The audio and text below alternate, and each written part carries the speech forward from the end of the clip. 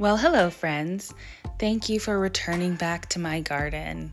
I know it has been a while, but I have been super busy and I have a little bit of video proof to prove it.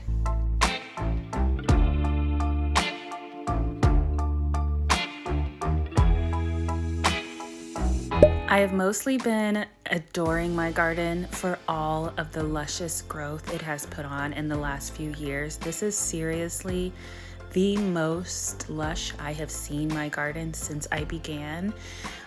But that also means that I have been maintaining and keeping things clean and reconsidering parts of the garden. So you can see that here I am in my back garden up on the sloped part of the garden, one of my favorite parts of the garden because it is raised up so that you can get kind of a bird's eye view, especially from inside the house. It's almost like a giant flower planter for me. And I have been trying to grow hydrangea plants here. I have 3 beautiful limelight hydrangeas that I know are beautiful because I know the potential within them, but I have not seen them bloom. And I believe that is because they aren't getting enough water up here on the slope. So here you can see that I'm digging them up. I've given them about 2.5 years and they haven't performed, so they are coming out. But of course, I have a plan for them. Like I said, my garden is full these days, so they're actually moving to my parents' garden. In their large island bed, we've planted 1 limelight hydrangea that has just taken off. It's huge. So it's proof to me that a hydrangea will perform well in their garden, and I think as long as I treat these well, I get them well watered, and I get them right over to my parents' house, that they will perform well too. And I think a hedge of limelight hydrangeas in front of their house will be such a stunning display. These guys are so ready to get in the ground, but before we get started, I just wanted to give you a quick update on how things are looking at my parents' garden. And here we are in the front bed. This is the bed right by the front door, and these snapdragons are looking absolutely exquisite. The tulips and daffodils, the pansies, all of our beautiful spring flowers are still going, and we are marching right into summer. This is the perfect time for clematis, and I am so impressed with how this vine is doing. It obviously loves this spot. So before I can actually get into this garden, I'm gonna have to do some cleaning. I'm gonna start by cleaning up the weeds and trimming the edges and mulching, and then I will plant the hydrangeas somewhere in this bed.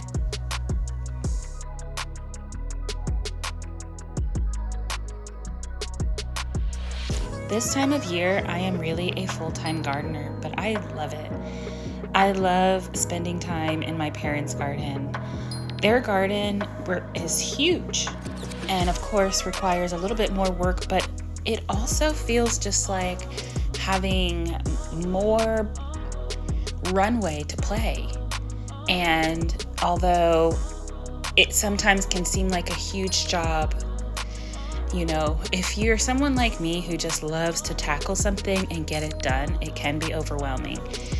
But I remind myself all the time that the garden is an ongoing project. It's not a project that you finish one day and put up on the shelf to admire. I actually kind of enjoy all these little tasks like weeding and trimming, especially because I'm the kind of person who loves to see something in a dire state go back to being beautiful. I love that transition. I love watching things go from being absolutely deplorable to being admirable. And hand weeding in a garden this large does take a while. So I just do it a section at a time, and you can see how quickly that makes a difference. So I've placed my hydrangea plants in this part of the garden. I had some transplants of salvia and coneflower and daisy, and I'm adding those here as well. And then I will tuck everything in with a bed of mulch. For those new gardeners, mulch is a great way to insulate your plants and to protect them in summer from drying out. It helps to absorb water and keep water at the roots, and it also just looks really nice. So here we're building new beds, and we recently had a delivery of mulch, a large truck of mulch, and we have used it to create these beds that haven't been planted yet, but we're so excited to fill those in as well. While my mom and I were taking a break from gardening, my mom just got up and started to dance, and this just gives you a little bit of a insight into who my mom is. She's the one who inspired me to garden, and she's the reason I'm here, showing you her garden that is blooming so profoundly now that we are in late summer. The bee balms are bursting from this bed of mint. The front garden is full of daisies, coneflowers, and the coneflowers, their cones are so bright red. I don't know that I remember all coneflowers being like that. In the island bed, the hydrangeas aren't really showing face just yet, but you can see the spirea, and the shrubs are holding it down. The mint is filling in, and it's just so cottagey and lush and beautiful. And of course, every time I look at this, I'm in disbelief that this was just grass a few years ago. And for the new gardeners out there, I just wanted to assure you that a lush garden does not actually happen from spending a lot of money. In our case, it really has happened from just being resourceful. We have pass along plants, we had seeds. Of course, we went to the nurseries, but we didn't, okay, let me stop. Let me just be real with you. Everybody makes that mistake at least once. I know my parents did. They've dropped hundreds of dollars at the garden center, and then they realized it wasn't worth it because you could spend $600 at the garden center to fill your garden at the wrong time of year, and everything dies. Oh, no. But what is really going to get your garden going, what is really going to make an amazing garden, is understanding things like your soil, your garden, your growing zone, your seasons, and choosing the right times to plant, planting in the right kind of soil, and watching the plants to see how they do. Propagating plants that do really well and spreading them out. Repetition in the garden really makes for a cohesive and rhythmic garden design. You can see in this part of the garden, we're still kind of developing things. And in this part of the garden, we kind of let things get away because it's so far away from the front door. But these things, they really do take time, and I'm in it. I'm in a relationship with this garden, and I'm committed. So I'm just going to take it a little bit at a time. And on my way home, I passed this abandoned lot, and I had some seeds in the car, so I just decided to throw them down to see what happens. And if nothing happens, well, at least I can say I tried. You have to just try sometimes, because look, I'm just kidding. I drove by that part of my neighborhood to see that a construction dumpster was put where I put my seeds. But that's okay. I'm back at home, and I'm ready to tackle this new garden, because the last time I was here, it was early summer and things were growing pretty low, and now things have really just burst. Look at my shrubs, they are huge. So I'm gonna spend some time trimming them back, and I'm gonna really trim them back because I know that they will do this again. They will completely burst forth once again, maybe a couple times this year. So I'm not taking them back all the way to the stems, but I am taking them back quite a bit. The shrubs in my garden are really what hold the garden together.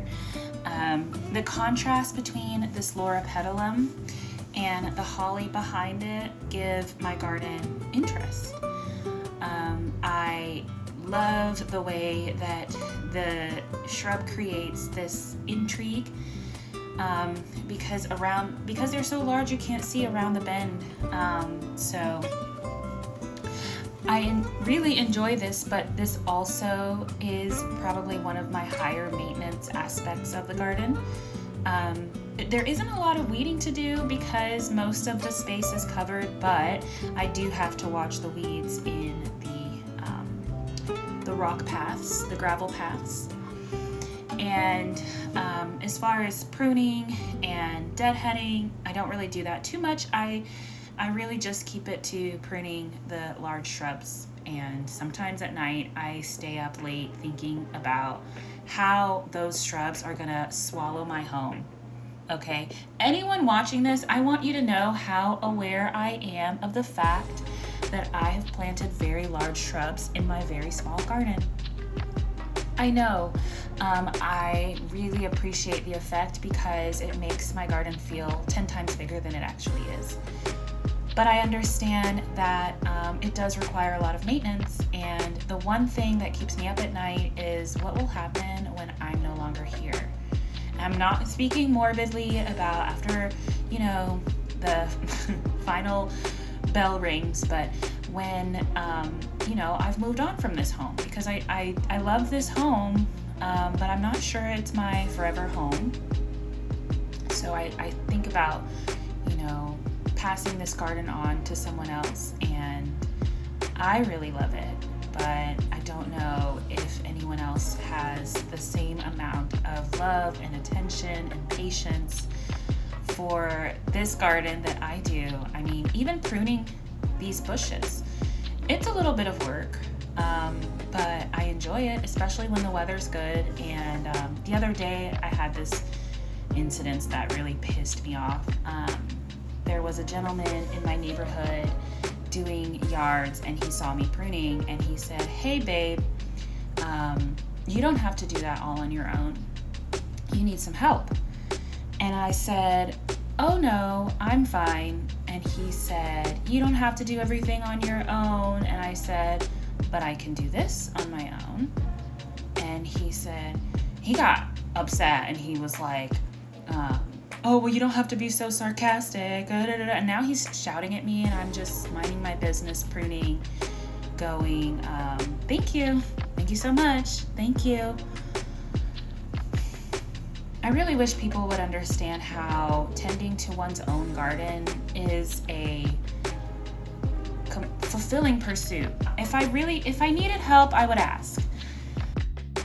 A storm rolls in as I'm taking my garden back to its best state, and it lasts for like 2 seconds, and it leaves behind a bright green, well-fed, well-watered garden. So I'll just give you a look at what it's looking like after some maintenance, and then we'll make our way back to the backyard. Now, this part of the garden does not get nearly the amount of attention it deserves. I really just want a set it and forget it backyard, but I don't have that yet. It does require me to tend, like I said, to these gravel paths. And hand weeding is not entirely practical, but once I've really let things get away from me, like I have here, it's the best way. I can spray the gravel paths once I've gotten the larger weeds out, and I will do that. In the past, I've used prune. Prune is an excellent product for controlling weeds in gravel paths because it will disrupt, it's a growth inhibitor, so it will disrupt any seeds that are trying to root into the paths. And last year I made sure to put down the prune earlier on, and so that meant I didn't have to pull weeds for most of the year. This year, completely forgot it. Bought the prune, put it up on a shelf, completely forgot to put it down. My own fault. My mom uses it in her gravel path and she swears it doesn't work. But I think that we both just kind of waited too long to put it down. For new gardeners, I suggest putting down prune, P-R-E-E-N, at the beginning of the season and then again mid-season, so that you've already disrupted anything that is, you know, hanging out and trying to grow in your gravel paths or even in mulch paths. And make sure to water it in and make sure to top it up after about, I would say, 2 or 3 months in the growing season. So that really means, you know, maybe 2 applications total. You know, one in May, another in July, and then by September, you know, the weeds become a lot more manageable and you can just maybe top it up or just pull the weeds. But as you can see, I am pulling each and every weed by hand, and the okie doke is that I know I'm gonna have to do this again 2 or 3 more times.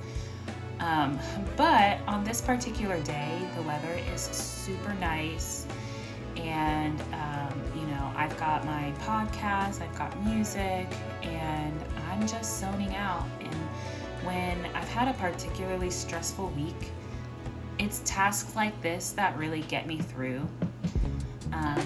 And like I said, you guys know, I love to see a transformation. So I'm just gonna, you know, while away the hours and keep pulling weeds, and we'll get to see the transformation at the end.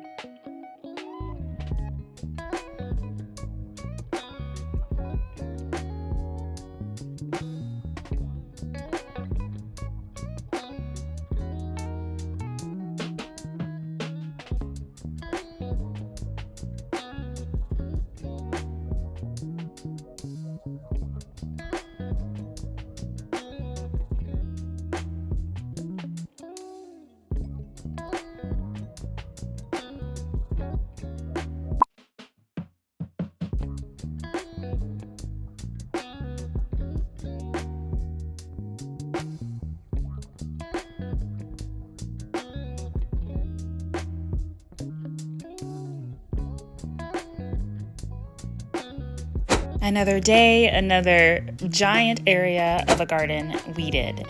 And it looks 10 times better this way. Honestly, you guys, I have let it get way too far away from me, but it's so nice to have a job done. It just makes the whole garden so much more enjoyable when the gravel paths are weeded. So I'm now moving on to this bed in the back garden. This is one of the first garden beds that I planted in the backyard. For some reason, it's still in development. A lot of the spaces in my backyard are still in development, but this one needs some work. Like I think I enjoy the canna lilies here a lot. The only problem is that when they grow tall, the space becomes a little too heavy and a little bit too grounded. I think because of the large leaves, they're very bold, and the dark color, just in this kind of a tight space, it's a little bit too much, especially because I have several canna lilies in this one tight corner. So I'm gradually paring down the calla lilies in this space. I tend to just plop things into this garden space and kind of just wait and see what they do. there's really no plan for this space at all. It has liriope, black-eyed Susan, some marigold that didn't quite make it, some lavender, a daylily that was a lovely housewarming gift from one of my besties, this forsythia bush. It is too close to the edge of this bed, so I'm going to move it back closer to that mimosa tree behind me, and that mimosa tree is coming out. I have another small tree that I would like to put in its place. So the forsythia bush is going to grow and sort of spread. It's more of a clambering type bush, and I'm gonna put something low and bold at the foot of it because it does have very small leaves. And the crepe myrtle I would like to add in place of the mimosa tree, also small leaves. Planting a garden, some things to think about are contrasting features, contrasting colors, contrasting leaf size. When you have a garden with a lot of smaller leaves, it's good to balance it out with some larger leaves. So that's kind of what I was going for with the canna lily, but it's just too small a space and too large a leaf. I can also try lamb's ear here. I think lamb's ear would do great. You know what? That just came to me. I'm putting lamb's ear here.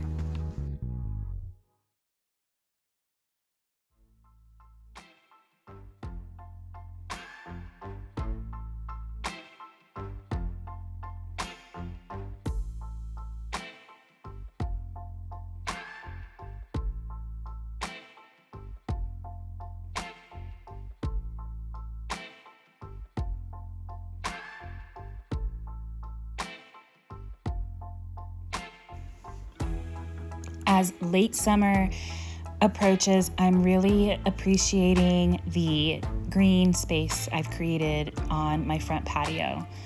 Potted canna lilies seem to have a more noble, stoic stature, and I won't be without my potted mint and my pothos.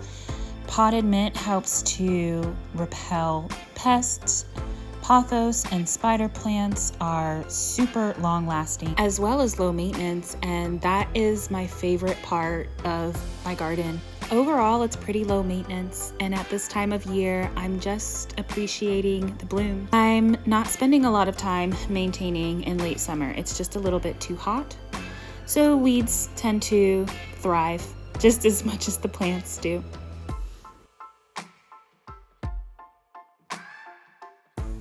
The main perennial border is made up of lilies, daisies, coneflowers, and gladiolas, lavender, yarrow, creeping jenny as a ground cover, as well as sedum sprinkled in here and there.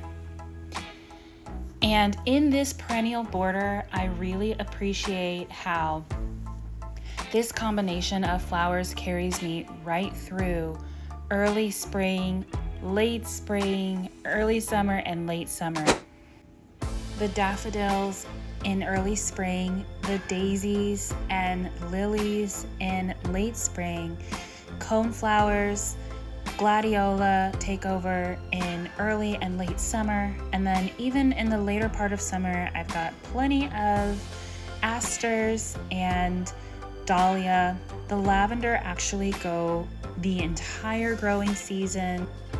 Although my growing conditions aren't ideal for lavender, phenomenal lavender seems to tolerate my conditions, and of course hydrangea. This is Invincibelle. It's an improvement on Annabelle, and the stems are super sturdy all season long. They are blooming and blooming, and even in the early fall, their dead heads look amazing. I love this garden. This is one of my few developed gardens. I get to just watch it grow. I know it's largely finished, and I can say the same for the foundation bed and, you know, this kind of path that walks through the foundation bed. It's done, and it's stunning, and it smells great. This is gardenia. By the porch and the window to allow the scent to enter the home. Its flowers are fading now, but it's still a beautiful staple in my pathway that leads into the back garden. I planted a second gardenia right in front of my gas meter that I will have to move. I'm not super excited about it. I will call 811 and I'll just carefully excavate the root ball layer by layer. It's just a few weeks after we weeded these gravel paths together and the weeds have come back. And you guys, this is just one of the realities of gardening. They're good, like these raspberries that I'm super excited to add to my yogurt parfaits. These dianthus and sedum baskets that require absolutely nothing from me. And bad, like the weeds. And these canna lilies, I told you, these leaves are so big and bold. They are pulling attention from the little details like my sedum baskets and my trellis. So I will be taking them out in future. I've been slowly moving canna lilies into the slope garden. And from what I can tell, the dryness of the slope garden does control their growth. They get so much water here just below the downspout.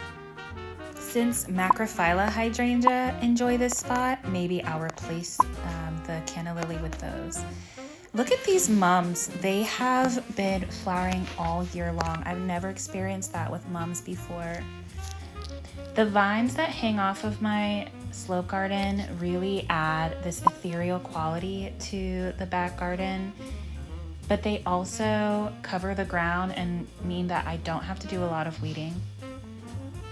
The shade garden is very lush. I love the bolder, larger textures in this part of the garden, and it's not even done growing. Like, this is going to be so filled out in just a couple more weeks.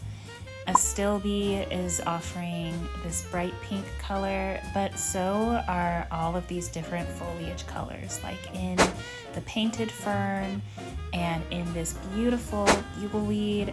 This is not bugleweed. This is not. What is this? Jack. This is lungwort. I know that. It's such a weird name. I've really loved the ferns back here. The ferns and the macrophylla hydrangea together. These hellebores have been so tough. The oak leaf hydrangea on the slope doesn't seem to mind the dryness at all. And in my work area, canna lily seems to really be the star. At the foot of this water oak, they don't get too large. They cover the ground. They offer the foliage interest. But I'm also placing mint and canna in pots, as well as starts as gifts. Before we leave the backyard, let's take a look at the veggie garden where I am growing a ton of potatoes. Well, that has been summer in my garden as well as my parents' garden. The trials, the tribulations, the beautiful sights, the weather's unpredictable, and I'm loving every single minute of it. What's going on in your garden? I would love to hear any ideas about future garden projects. What stood out to you? What do you hate? Tell me everything, and I'll see you in the next video. Bye.